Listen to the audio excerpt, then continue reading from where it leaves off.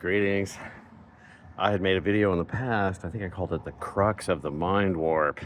And I wanted to talk about our move from a print-based culture to an internet-based culture and bring up, Marshall McLuhan and Neil Postman, some of these people that had warned us about this kind of thing, and some more modern ones, Jonathan Haidt, about the psychological impacts of the internet, and some other people that kind of reminded us some things.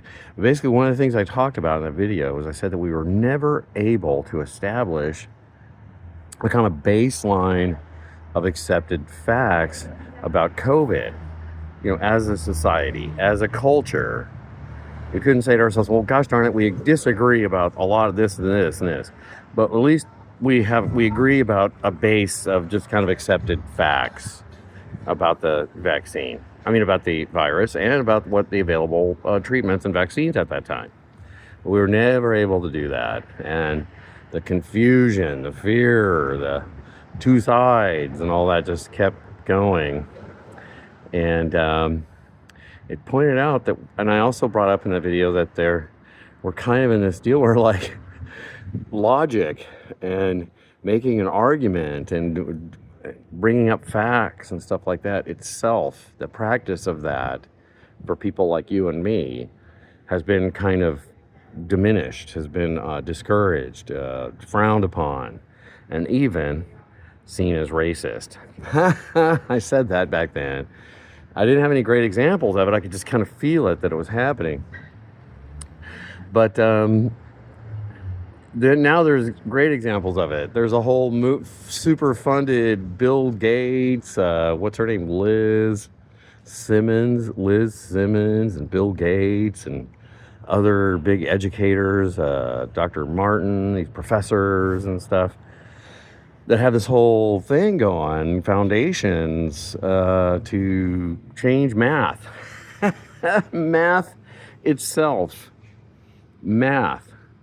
You should see some of the quotes when they're talking about this. Oh my God. Liz, I think, wrote some stuff, and she's like, yes, this whole thing of forcing the students to show their work and making them come up with an answer, that's all white supremacy. And what we want to do is just infuse math with a bunch of social justice type rhetoric and just kind of create these word problems that there's maybe no really numerical computation. We're not interested in that as teaching math now, doing math. We no longer want to do math because it's racist. I'm not making this up. And it's a big trend in public education. It's huge. And it's hugely funded by Bill Gates and stuff. This kind of math, I don't know what they're calling it. Social justice, non-math or something like that. But I can't believe it. Like numbers. I'm gonna do another video on this with some of the quotes from these people, because it's insane.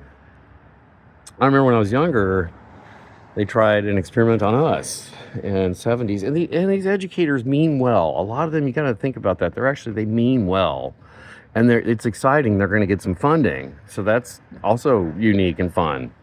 And so they go for this stuff. And then they suddenly have an angle. They never had it before. Now they're into it. When I was a kid at my high school, they rolled out this thing. They tried it. Phonetic spelling. Spell it how it sounds.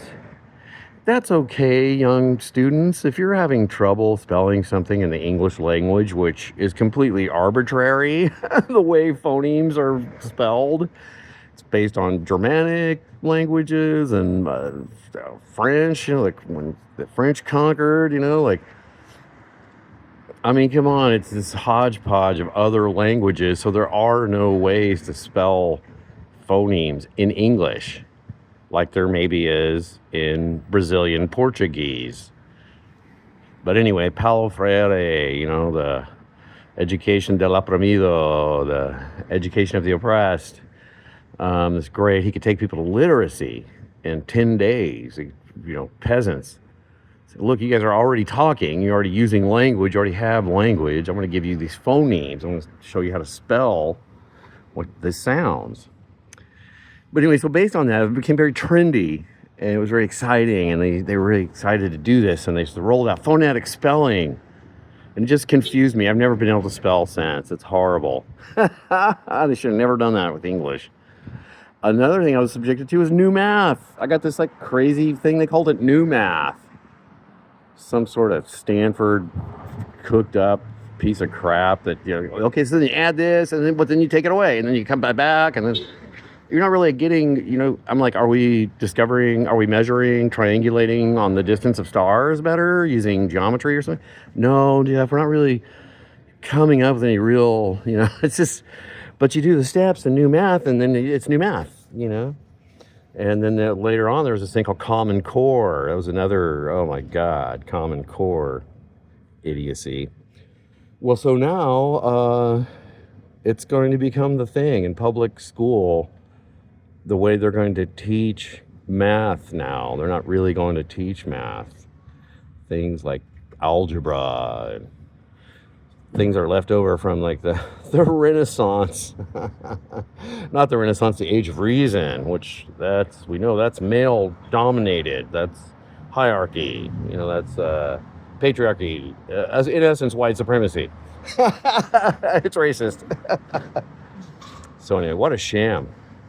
What a sham that these wealthy people have been able to foist on well-meaning liberal educators to get them to agree to dumb down the population.